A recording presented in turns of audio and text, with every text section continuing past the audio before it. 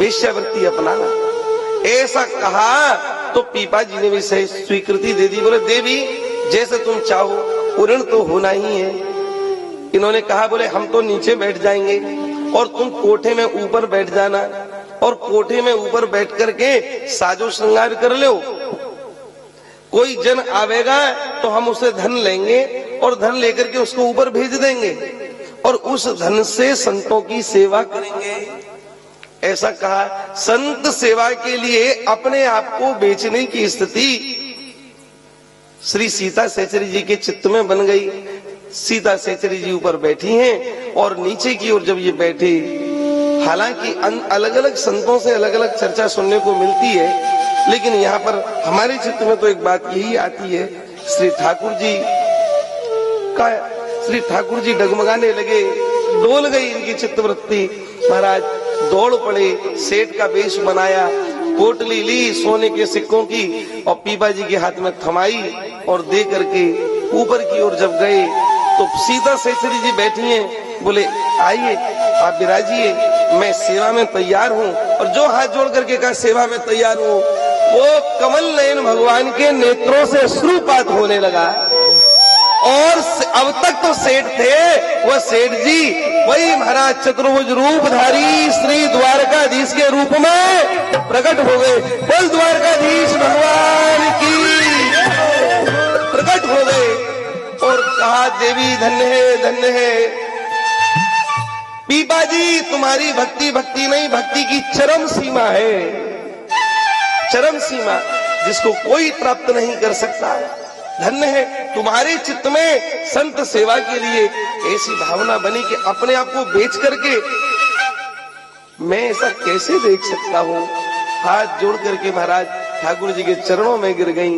कहा हमारा तो शरीर इसीलिए है। वही बात महाराज पीपा जी के यहाँ पर भी बाबूजी ऐसा ही था, जैसे पलटू दास जी के यहाँ था।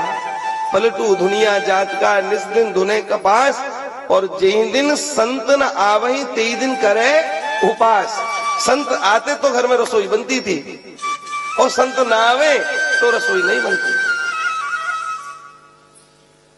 मैं उन्हें आप सब लोगों के चरणों में प्रार्थना यही करना चाहूंगा, ये समय बहुत कीमती है, बहुत कीमती।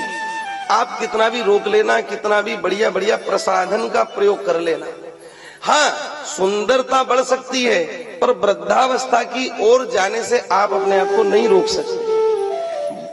देखो दान, भोग और नाश, ये धन की तीन गतियां हैं। सबसे पहली गति सबसे श्रेष्ठ है और इसमें लग करके अगर आप धन का सदुपयोग कर लेंगे तो लाभ होगा। अन्यथा नाश कैसे हमारे बालक कर रहे हैं आप लोग देख सकते हैं। दान, भोग और नाश, अपने बालकों को संस्कार जरूर दें। और वह संस्कार कैसे आएंगे? इसी प्रकार से ऐसे सदग्रंथों का आश्रय, ऐसी सुंदर कथाएं उनको सुनाई जाए तो हमारे बालक को जो शिक्षा लेना वो तोड़ने वाली शिक्षा है, जोड़ने वाली शिक्षा नहीं है। पढ़ लिख गए तो बोले माता पिता की सेवा काहे करेंगे, अब हम अलग रहेंगे फ्लैट में, मम्मी पापा इधर हम लोग वहां। बोलिए अरे भाई देखो, एक दर्जी था, दर्जी का बेटा वो दर्जी को देखता, क्या बोले दर्जी कपड़ा बुनता, कपड़े को सिलता, तो वो जो सुई थी ना कपड़ा सिल करके तुरंत उसको तो पगड़ी में खोस लेता, और फिर कुछ देर बाद कपड़ा काटता तो वो कैंची को पैरों के नीचे दबा लेता। बार बार यही करता। तो एक दिन पूछ लिया उसकी बेटे ने, बोले पिताजी आप ये क्या करते हो, सुई को ऊपर रखते हो और जो है उसको पैरों के नीचे रखते हो। बोले बेटा वैसे तो एक सामान्य कार्य है और वही कर रहा हूं, पर इसमें बड़ा संदेश है। किस लिए, क्या संदेश? बोले बेटा संदेश ये है कि जो जोड़ने का काम करता है उसका स्थान शीश पर होता है, और जो काटने का काम करता है उसका स्थान पैरों में होता है। हमारे बालक अब कौन से स्थान के योग्य हैं आप अंदाज कर सकते हैं।